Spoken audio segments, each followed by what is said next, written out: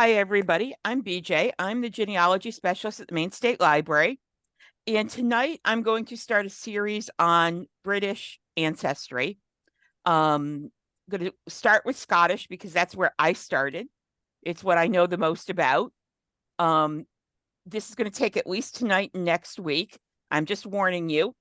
You are going to know way too much about my father's side of the family when we finish doing this, because I am going to introduce you to the McGees, and many of my examples are my father's side of the family, because I have a puzzle. Um, and so let's talk about that. Let me pull up my computer screen.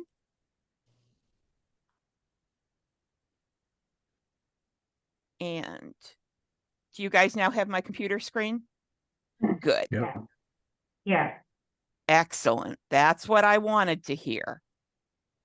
But you know how technology can be.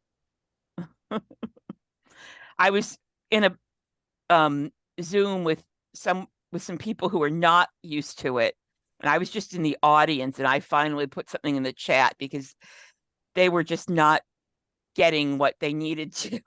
So I was like, let's not waste any more time here. So, okay. So meet the McGees. First, let's take a little minute for me to explain. Scotland is the northern part of the same island that holds England. It's got um four major areas. You have the central belt, which is where industrialization happened. Some of you may know that the Clyde was for shipbuilding. Dundee processed hemp and other things like that. So this central is sort of Dundee, Perth, Edinburgh, Glasgow, Stirling, this central area. The borders are what they sound like. It's some hilly areas along the border with England. Then you had the Highlands and Islands, which are still sparsely populated. And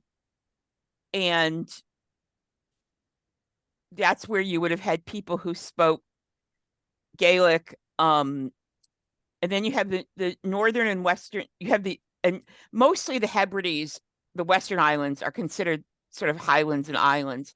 And then you also, north of the mainland, you had Orkney and Shetland, where there's a considerable amount of Norse influence.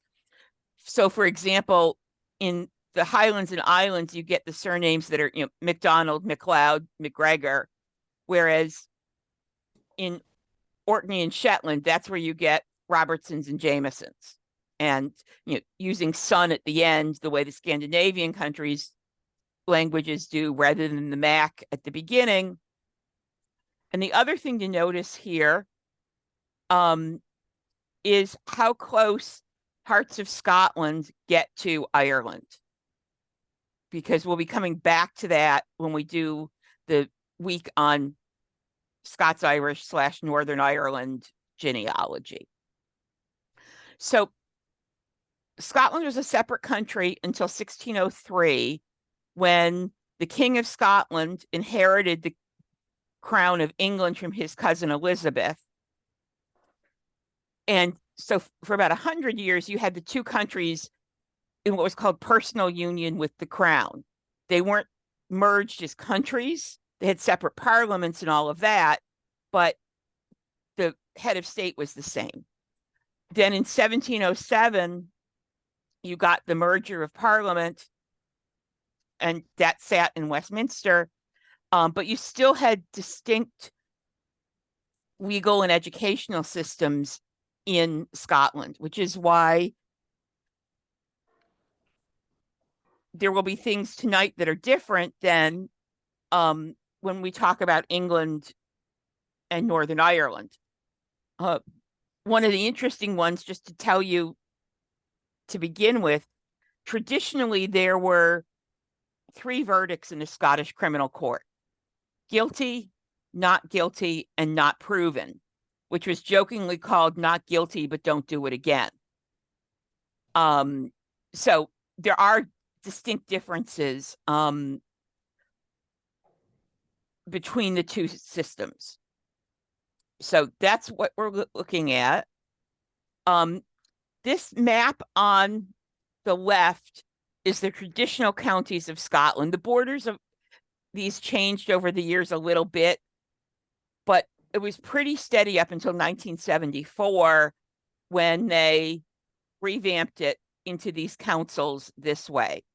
But most of the records we're going to deal with as genealogists will be split along the old county lines. So that's something to keep in mind.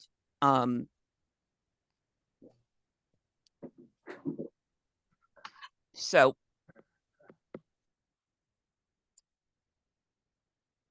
and I've got a cat trying to help me here, sorry. So important dates. We're going to look at 1746 was when the last of the rebellions by the the rival Scottish claimants to the throne were defeated by government troops.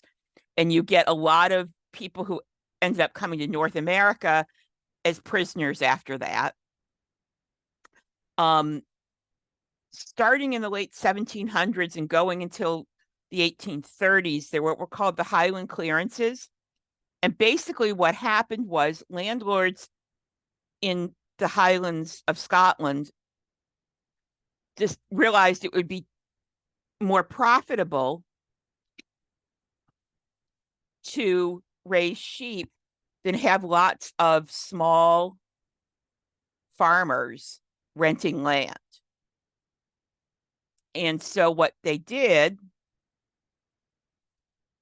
is they cleared the land.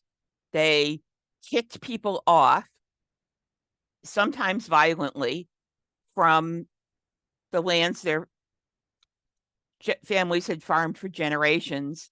Some of them were relocated to coastal villages to become fishermen. Many went to the cities where you had the beginning of industrialization, and many others came to North America and then also to Australia, New Zealand. The most famous of the people doing the clearances we're going to come back to was a man named Patrick Seller, who worked for the Duchess of Sutherland, and in 1815 was tried for murder when he burned down a cottage around a family. But we'll come back to him. In 1843, the official Church of Scotland, which is Presbyterian, split. There'd been earlier smaller split offs, but this was the big one. Somewhere around a third of the members of the Church of Scotland became members of what was the new Free Church of Scotland. And this forced changes in things like how poor relief was done, because things that had been done through the church structure no longer had the money that way, because they'd lost a third of their parishioners. And in some places it was much higher. Along the couple most northern counties on the mainland Scotland, it was often as many as 90% of people went with the Free Church, because there were political implications. The big non-theological question was who got to name the local minister. Was it the local landlord who owned all the land, or was it the congregation? And that also partly led to, in 1855, the start of civil registration of births, marriages, and deaths. This is a time where it's happening all around the English-speaking world. You get Massachusetts in 1841. You get England in 1837. In Ireland, they're starting with Protestant marriages in 1846. So, it's part of sort of a general uptick in records, but it's also what I call the magic date. And so you'll want to keep that in your mind. So let's see what we've got here next. So, like with everything, same thing. Start with what you know. The more you find on this side of the ocean, the better off you'll be. Because as you will see from this, traditionally the Scots were not very creative with naming. When I went to find my William Patterson, I found 137 of them. So I needed to know more about him, an age, where he was from, wife's name, and so on, to narrow down. And his wife's name was Isabella, so which is also a very common Scottish name. So anyway, here we're going to meet the McGees.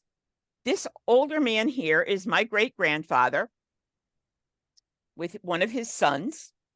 He was born Peter McGee in the slums of Edinburgh. He was adopted by a family named Jameson, which is why my name is Jameson and not McGee. He looks respectable, doesn't he? He looks like a very respectable man. Well, I can tell you this. He stunk at names. And unfortunately, he often ended up being the informant on family events, even though he stunk at names. He has sent me on more than one wild goose chase, in other words.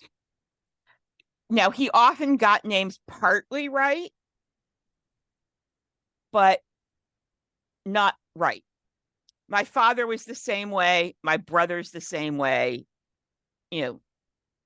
So it must be a male McGee Jameson trait. But anyhow, this is Peter, and it's because of his bad grasp of family names that I had a real puzzle. So let me walk you through to get to the puzzle and then how I went about solving it. And one thing to note is Peter was born in 1861. And so some of the records for the family are before that magic date and some are after. And that's one reason I use this, is you can see the examples of how things change. So anyway, Peter was born in White Horse Close. And this is a picture probably from a few years after he was born. It does not look like this now. If you go now, it is high-end B&Bs and a couple high-end condos. It has been completely redone. It's at the foot of the Royal Mile in Edinburgh. Edinburgh is a city, the old town. If any of you have been there, you've got the castle up on a volcanic rock. And then you've got the Royal Mile.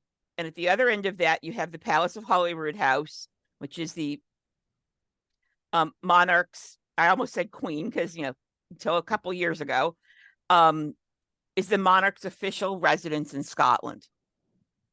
This is only a couple minutes walk up from the Palace of Holyrood House. But by the time Peter was born, the rich had moved out of the old town and into gorgeous, big, Georgian, clean buildings in the new town, and left the poor people who couldn't afford anything else. And especially at this point, you have an influx of what are essentially Irish refugees from the famine. And it's fascinating to read the census returns in 1841, where there are very few people born in Ireland. And then in 1851, there are stretches where, page after page of anyone older than about 8 were born in Ireland.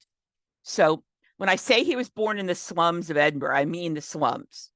His family, for the most part, moved every 6 to 12 months. And they usually lived in one room and had a boarder often with the family. So to be a little extra money. His father was what was called a costermonger or hawker. He basically wandered the streets selling fish. So what you see here, this is the map. The Palace of Holyrood House is over here at the right. This area here has been knocked down, and it's the site of the new, like within the last 20 years, built new Scottish Parliament building. And here you see White Horse Close. And the Royal Mile has these closes and wines all up and down it. And that's where people lived. Until about 1800, it was everybody in Edinburgh. And after 1800, it was mostly the poor, because as I said, the rich moved into the new town.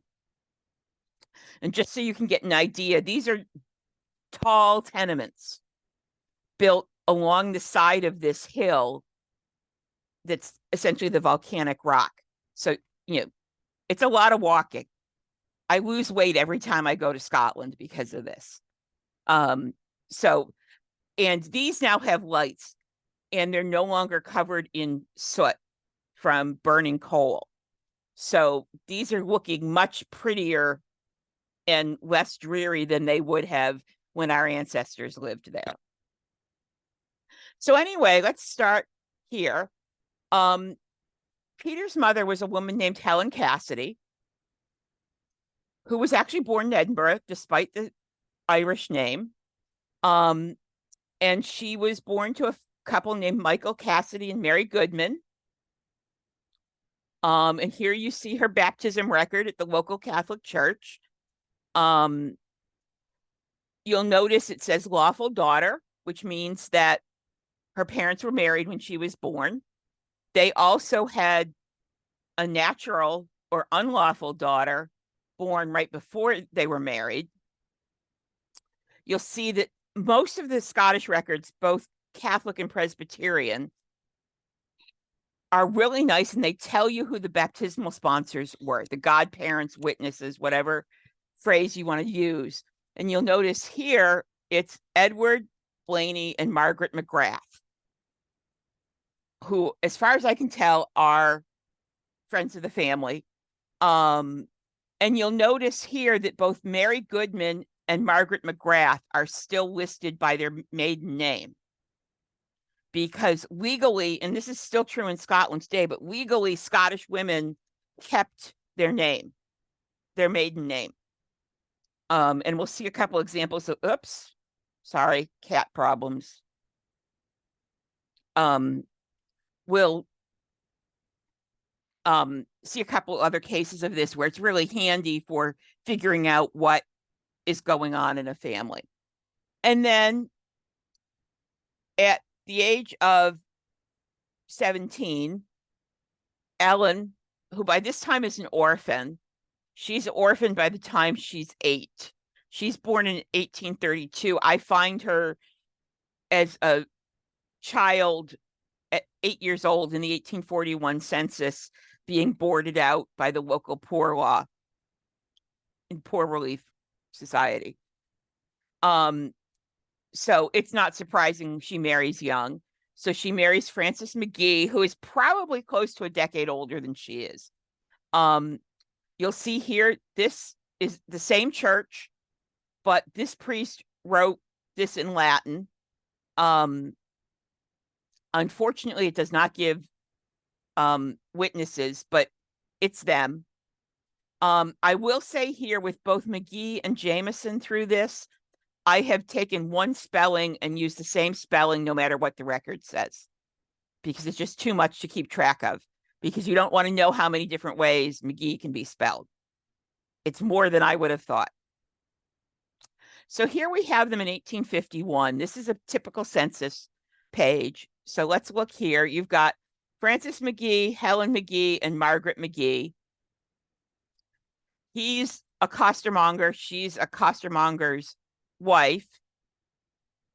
Their first daughter.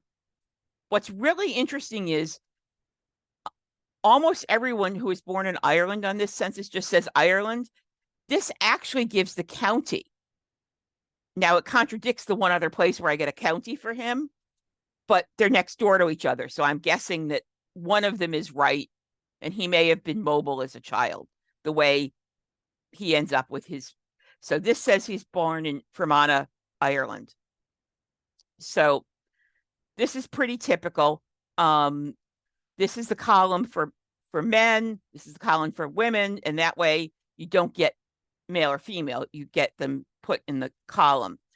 This is the exact age. In 1841, adults were rounded down to the nearest age that ended in 5 or 0.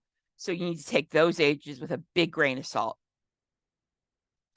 Then we go to 1861. And here we have the family again as McKee. And then his wife is Ellen at this point.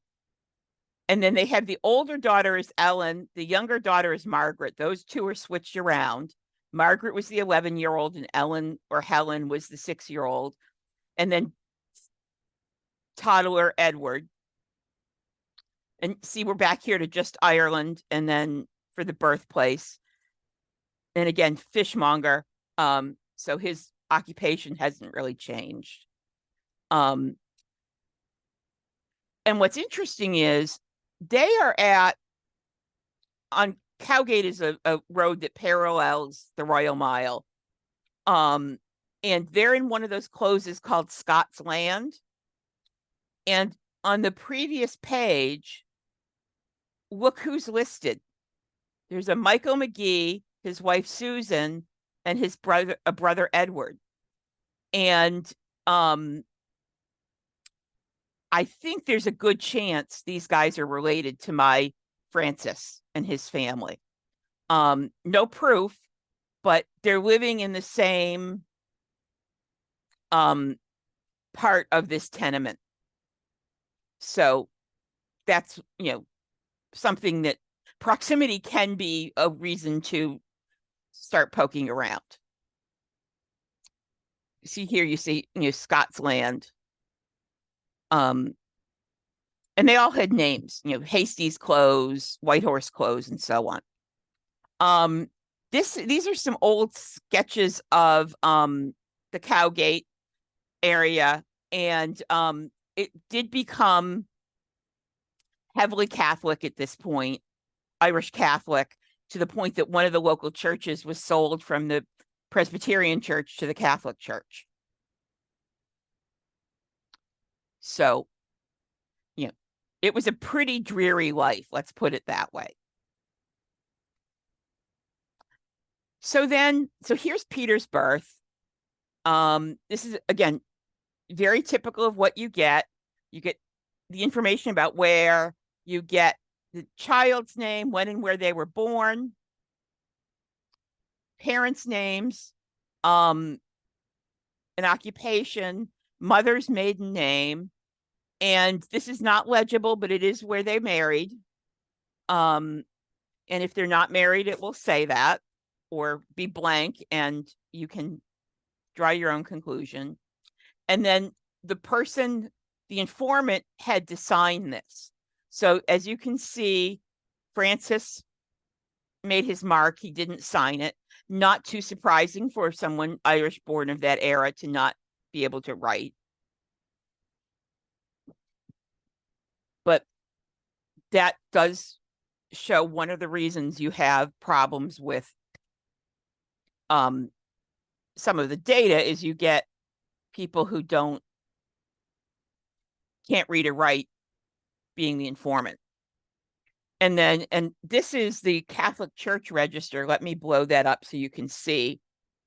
And here you have Peter, lawful child of Francis McGee and Helen Cassidy, the date he was born, the date he was baptized, their address. And notice, Edward Blaney, who had 30 years earlier witnessed Helen Cassidy's baptism, is also Peter's godfather. So I have not figured out the exact connection, but there must be one, because you don't get someone randomly pulled off the street to be a witness 30 years apart. So this is kind of the family I've come up with. There were children who didn't last long, so they're not in the census. Mary, John, and Catherine all died as babies. Mary Cassidy is the natural child of Michael Cassidy and Mary Goodman. There's a sister, Jane, who died young as well. I have a name for Francis's father, but I'm not sure I trust it. Margaret McGee was the informant on Francis's death certificate. And as we'll see, she didn't have much contact with him after about the age of 12. And she didn't give a mother's name. So I'm a little skeptical about whether it really was Bernard. So anyhow, what happens next? Well, notice Helen's death date. And this is the printed register of the Edinburgh Poor Law organization. And so you see here we have the 4 surviving children, Margaret at 12, Helen at 7, Edward at 4, and Peter at 8 months old, who have been taken into essentially what becomes foster care. This is before the older Helen or Ellen dies, but she dies a couple months after this. She dies in November, and this is probably from Peter's age, August or September. I had always assumed that because Peter had known his family, his birth family's names, that he'd been older, maybe when Margaret got married when she was 18, his father could no longer take care of him. So I was surprised and happily surprised to find this as a record, because I'd always wondered how he ended up, little Irish Catholic boy from the slums of Edinburgh, placed with a family outside the city who were Church of Scotland leaning toward, or actually not just leaning towards, but did go with the Free Church, because that's not normally 2 worlds that would have mixed. The originals for Edinburgh no longer exist, but these printed ones do. Glasgow has all of theirs. They're not online. And unless I look, even the index wasn't online, but they do have the original, essentially social workers reports for their poor relief. So if you have Glasgow ancestors who were poor, you may have a treasure trove. I did find Margaret in those later when she's married, where she says she was a pauper in Edinburgh her whole life. She applies for aid because her husband's in jail for theft. She has 2 kids, and the poor board turns her down because her husband has neither deserted her nor is he dead. And so they decided that she wasn't eligible for relief. And then also in that same written report, look here, children boarded out. So here we have Helen and Edward with the Thomas Mason family, a different Peter McGee with them as well. And then down here in Lonehead, which was then a suburb of Edinburgh, a little village outside Edinburgh, is now part of the city. We have Peter McGee with the James Jameson family. So this is how that little Irish Catholic kid left the slums in the center of Edinburgh and went out to the nicer village living with a family where their residents actually had windows and such. This is at the same time this was happening. The English didn't tend to board kids out past nursing age, but Scotland did. So that's a good thing. And again, here you see my Peter McGee. And I actually have some DNA links with descendants of Helen. I have not been able to find out what happened to Edward using either McGee or Mason as a surname. So again, here we have Helen McGee dying. which I was not surprised that this happened. But again, you have mother's maiden name, all sorts of details. And Margaret Blaney, who was Margaret McGrath, is the informant here. So, being Helen's godmother, godmother to a couple of the other kids, her husband being Peter's godfather, and then she's the informant on Helen's death. I think there's got to be a relationship, even though I can't find it. Then later on, this is after the family's broken up. I think this is the right Francis McGee living with Peter McGee and his wife Margaret. And again, it would make sense for him to have a brother Peter if he named a kid Peter, right? The Scots were not creative. They named kids after relatives.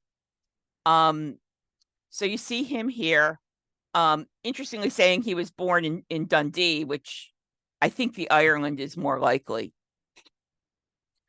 And then here's interesting, in 1871, little Peter McGee is still listed as Peter McGee as a boarder with the Jameson family. And then 10 years later, he's listed as an adopted son, which was informal. You didn't have legal adoption in Scotland until 1930. But you'll notice they've got an adopted daughter. This visitor, Helen Newell, is actually James and Margaret's daughter, Helen.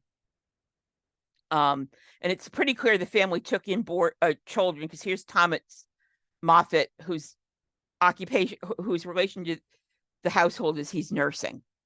So that's showing the shift from the boarded out child to the adopted son, and why I end up with the dilemma I do on this. So here's James Jameson's death record. And here's the problem. Peter's the one who's the informant, and he says James's parents were Thomas Jameson, of unknown occupation, deceased, and a woman named Jameson, maiden surname Hislop, deceased. Well, let me tell you, I looked everywhere. Now, this is before 1855. He died, this is after 1855, but the birth, James is probably born about 1820, when you're still dealing with only church records. And not everything was recorded, even though it was supposed to be.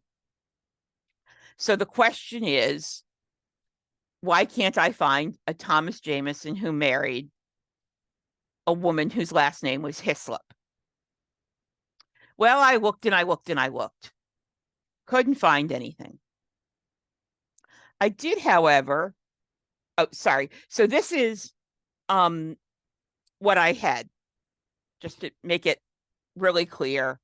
And you can see that they really did do the names, because here we have Robert Guthrie Jameson, Robert Guthrie, his paternal grandfather, or maternal, Helen Mercer Jameson, grandmother Helen Mercer, later Guthrie, Janet, don't know who she's named for, James named for the father, Margaret named for her mother. So looking at this, I went, you know what? With this pattern, this slot, the second daughter, should be the paternal grandmother in the naming pattern.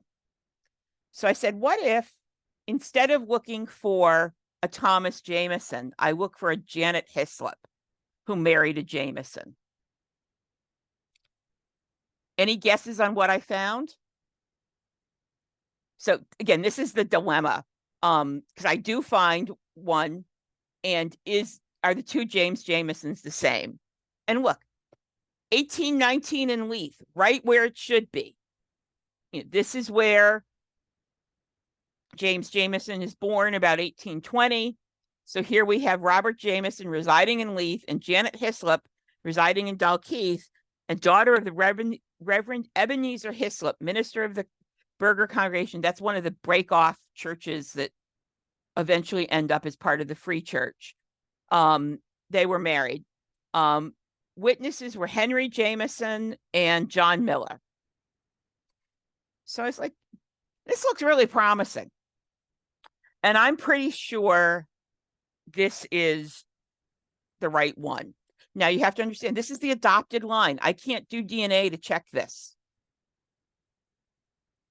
I was really happy to see an Ebenezer and not another Robert or William or Edward, because there were not that many kids named Ebenezer around. So that at least gives me one little positive thing. Turns out there aren't lots of records of Ebenezer, but there are some. I found a fascinating interchange around this time where he was the minister in Dalkeith, and there's like a 15-month gazillion page record of the discussions between the congregation and him about whether they really needed to pay him or not. So again, this is the question. Is this James? Should I be able to put a line from Janet Hislop and Robert Jameson down to my James Jameson? So weaving in and out of the other examples I have, this is my big puzzle. Now, the digitized records for Scotland are at Scotland's People. There are index records for some of this at places like Ancestry. And so for when I've got a name like a William Patterson and I'm trying to narrow something down, I will often use Ancestry to figure out spouses' names and such, because they aren't in the index at Scotland's People. And then go to Scotland's People when I'm down to like 3 choices instead of 30, because Scotland's People is pay-per-view, not subscription. And again, 1855. Before that, you have church records, other records that are incidental about people's information. Starting in 1855, you have civil registration. There's pretty good compliance right from the start. They learned from some other places like England, and there's a pretty heavy penalty for not registering. And in 1855, there were extra questions answered, which means that if you've got family in this era, you want to look for siblings, etc., who had something happen in 1855. So before that, they're called the OPRs, the Old Parish Records or Registers. It's the Established Church of Scotland. You will sometimes find non-church members, people who are Catholic or otherwise,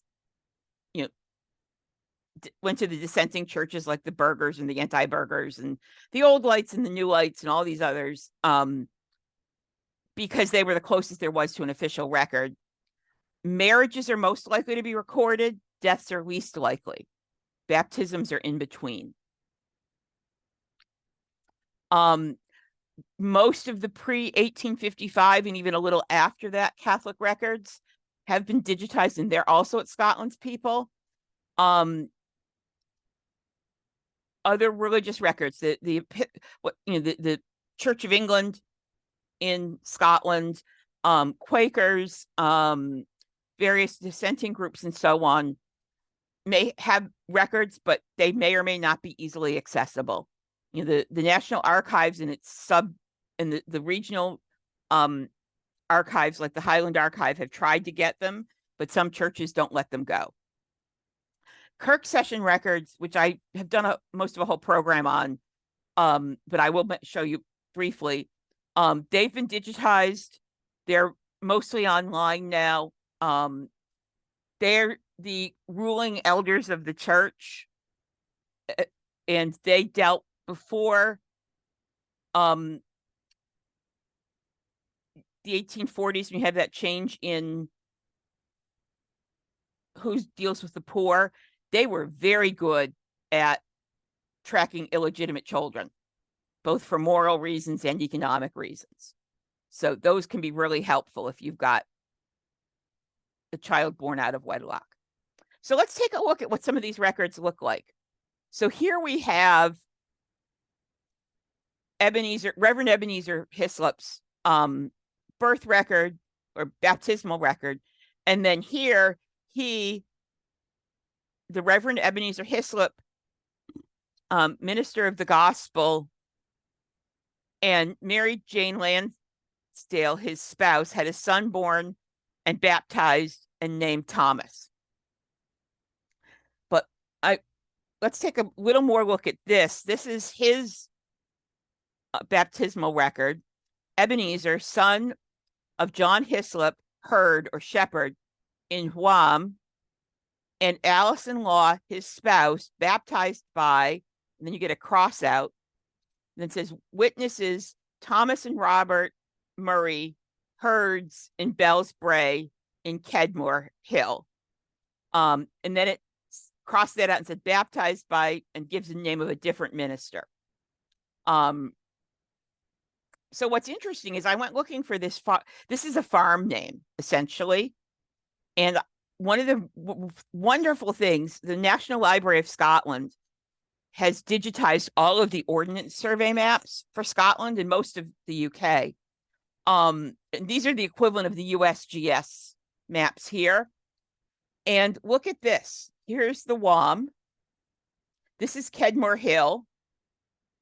I found Bellsbray at one point, but I think it's just off this. But this is where he was a shepherd. And this map is from the that baptism was from the 1740s. This map is from the 1850s.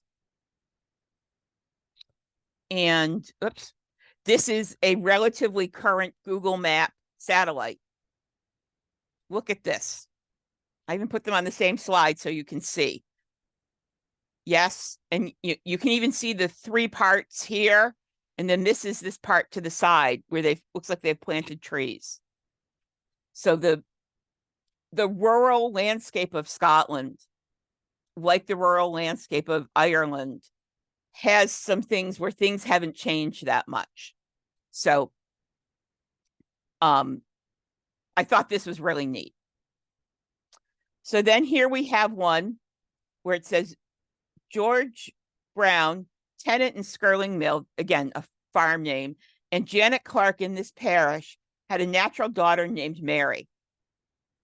And she was born in April 1807 and wasn't baptized until January of the next year.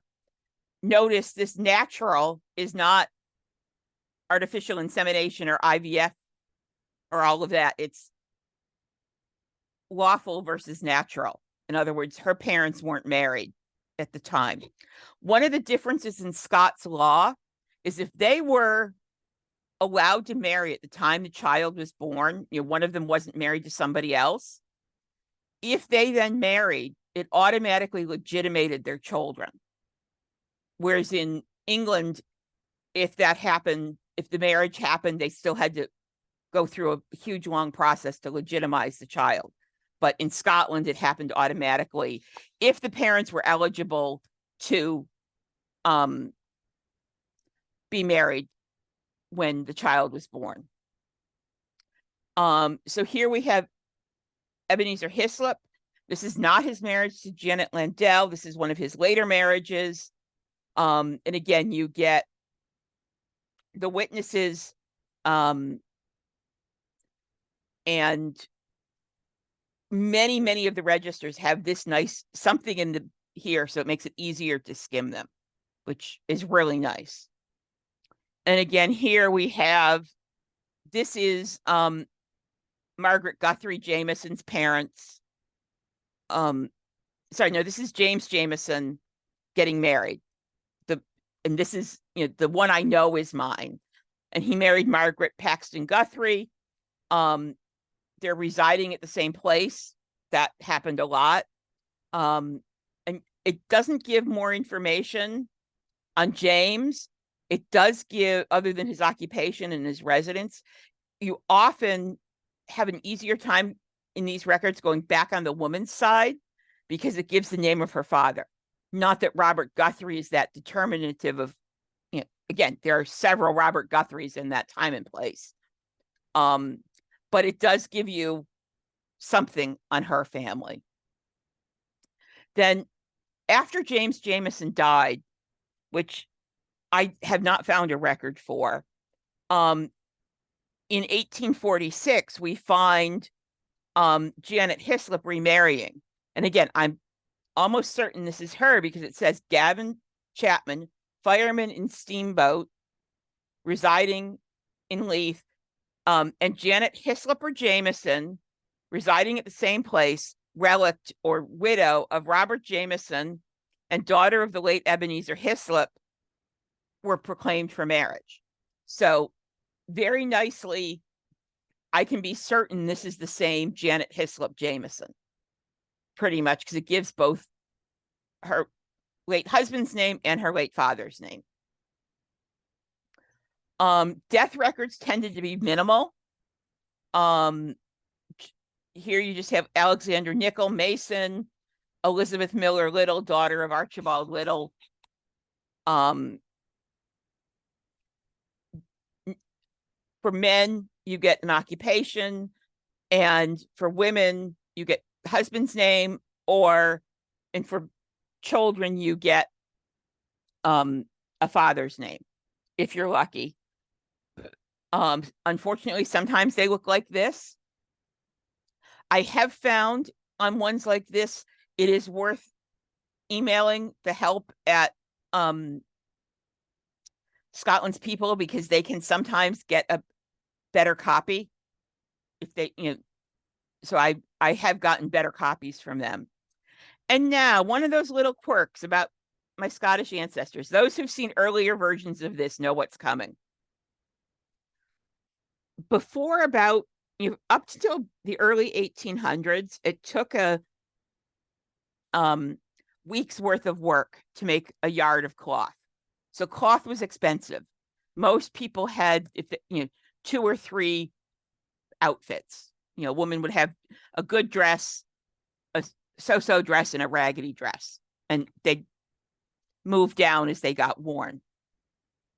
So one of the things you could do in Scotland to save money was rent a shroud, what was called a mort cloth.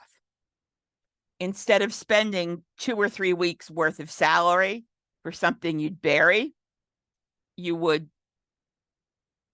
spend less than that. And when they put the body in the ground, they'd put it in without the shroud. It would be washed and reused. And so this particular parish had 4 mort cloths. They had 2 adult-sized ones, the best cloth and the common cloth. And for children, they had a best cloth and a common cloth. And so instead of death records or burial records for this parish, you get mort cloth rentals as the way of knowing somebody died. And you will see here, for example, there is one. Yeah, so there's one here, the best cloth to the Lady Clementina Carnegie, who was from a well-to-do family. And one of these is for a pauper. And it's the large common cloth to Thomas Brown gratis. He was a pauper, living on charity from the parish. So they didn't charge his family for using the mort cloth.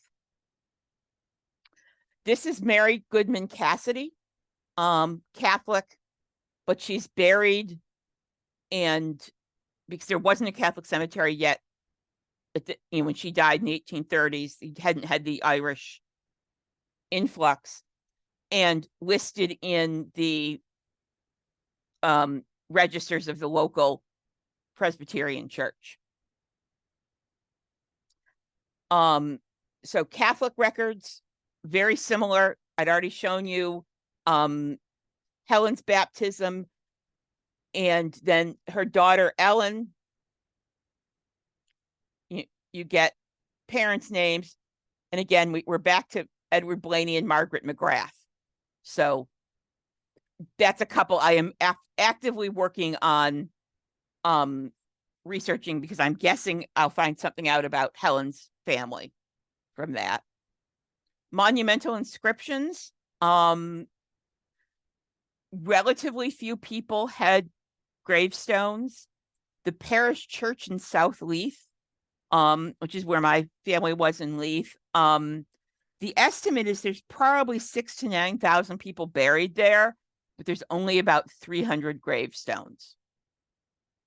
By the time Charlotte dies in 1909, you are getting people putting money towards that. This is my great grandmother, and hers is minimal. Some of them have incredible amounts of information. Occupation, where they died, children who went overseas, all sorts of stuff. So it's worth tracking these down. You also see these very detailed ones in Ireland. Then Kirk session records. This day, it was reported that James Weir, son to David Weir and Helen Hasty, daughter to John Hasty and Lanark, both single persons, were found under cloud of night in an outer coal house in the minister's close, and it is suspected that they have been guilty of unsuitable behavior with each other. So that's the kind of thing you'll find in the Kirk session records. The most common thing is when the woman is heavily pregnant or after the baby is born, she's hauled up in front of the Kirk session to tell who the father was so they can go after the father for money. Because as I've said multiple times to you guys, money generates records. So I am going, I can go through civil registration quickly because I've already talked about it. As I said, 1855 has more detail, 100-year privacy for births, 75 for marriages, 50 for deaths. In 1855 and then starting again in 1861, if the parents were married, there should be a date and place of marriage, which is not always right.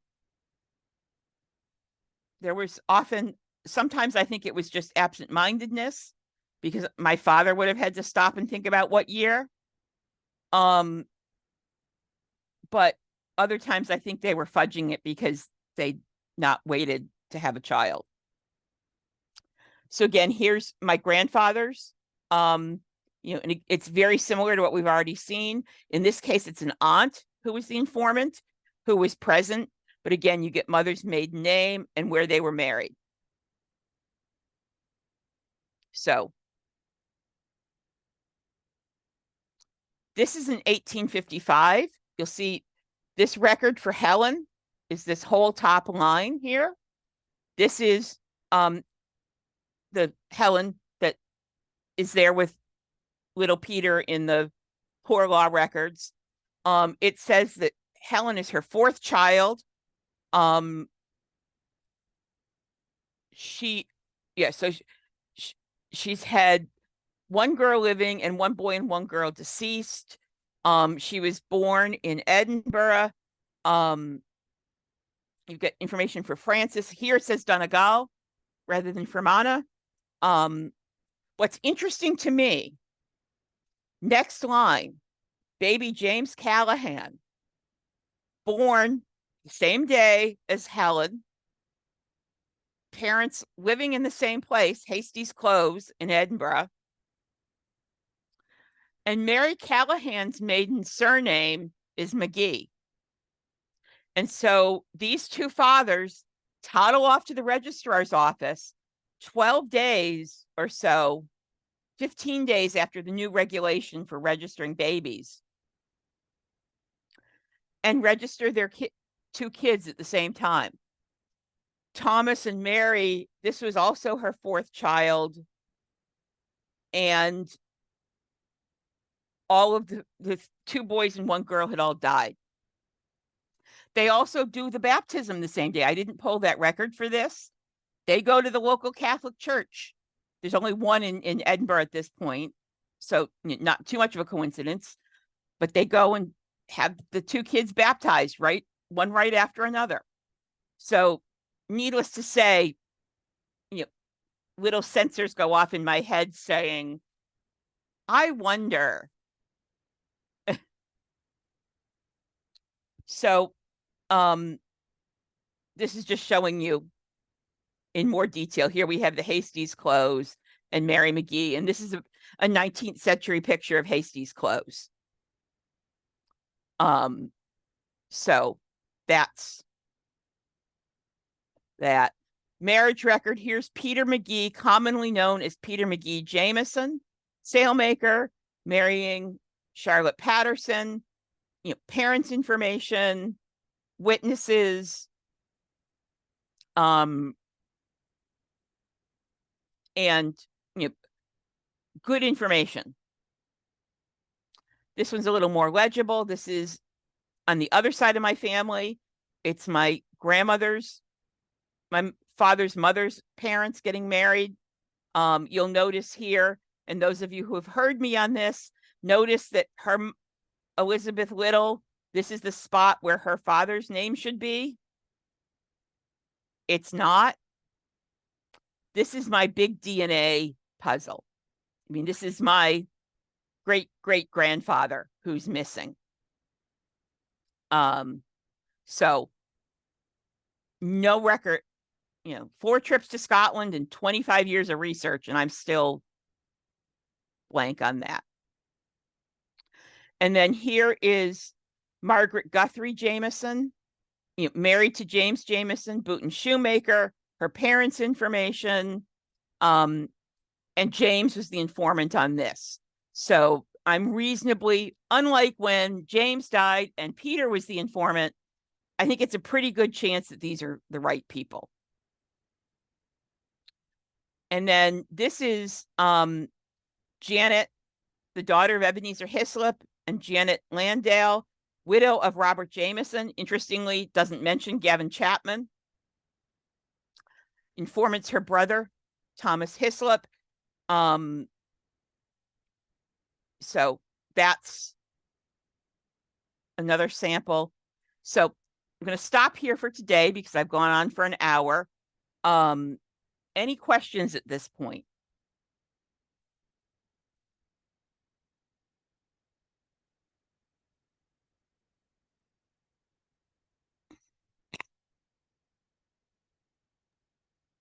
BJ, that was great, BJ.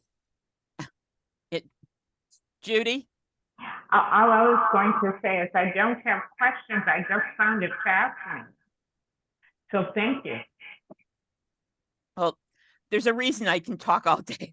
For people who are interested in genealogy, Scotland's a fascinating place to research because, like you'll see as we go on with this, before 1855, you feel like there should be enough records going back to the late 1700s to figure stuff out. But I have several where I'm just one record short. I just need one more record. You should see on my Pattersons, I'm working on a huge number of my Patterson couple great grandparents. A huge number of descendants have done DNA tests, and I'm getting a couple weird results where I match everybody the way I should except for one person, but that person does match my brother and my aunt the way they should. So I've got like a stack of paper like this of charts I've been putting together, trying to figure out. But I'm getting that I have it with the McGees. One more, we'll see next week. One more piece of paper might solve it for me, or the right DNA match. If only Ancestry would give us a chromosome browser.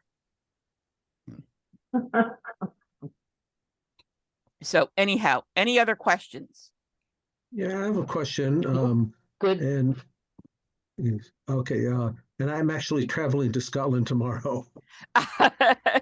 So the background there is the place called Ardfern. And so that's it, and it's in Argyll County or area. Yeah.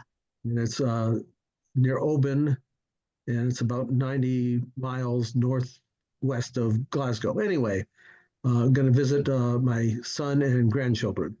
So nice.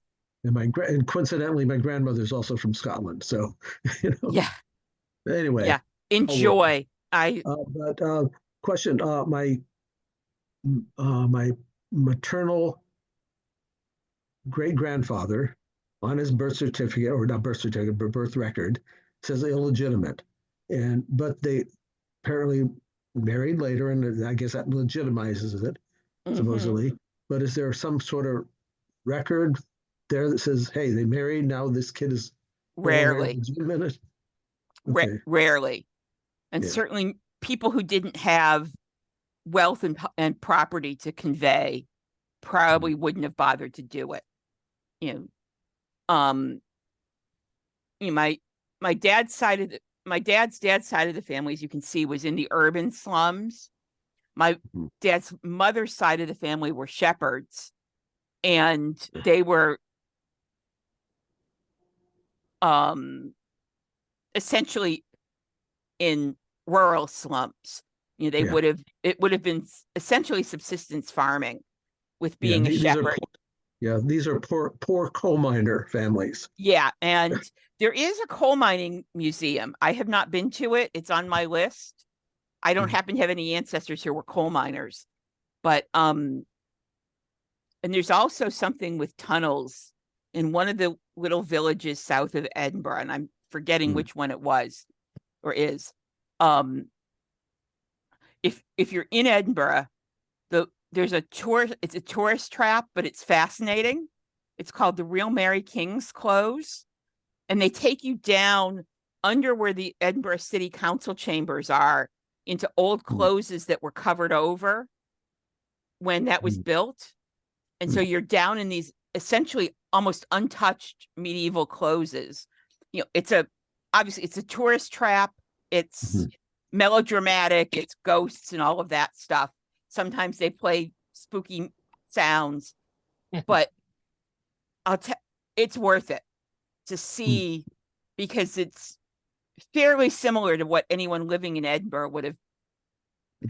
It's more similar than what the ones that you can access on the surface still would have been like.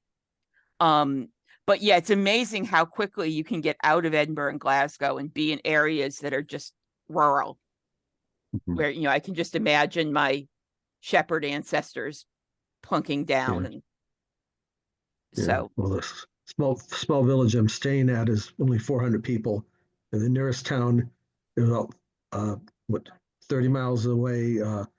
Big town Oban has 15,000 people. I'm kind of yeah, going,